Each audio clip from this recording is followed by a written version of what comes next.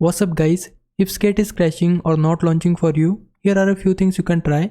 First, keep in mind that Skate is still new, because of that some issues are expected and it's not always something on your end. Sometimes the game just needs updates and patches.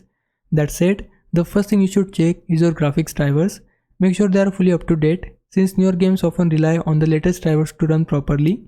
Next, go into the game's properties in Steam. From there, open the installed files section and verify the integrity of the game files. This is one of the most common fixes and can resolve missing or corrupted files. Another thing you can try is running the game as an administrator. Instead of launching it directly from Steam, open the local game folder, right click the game and select Run as Administrator.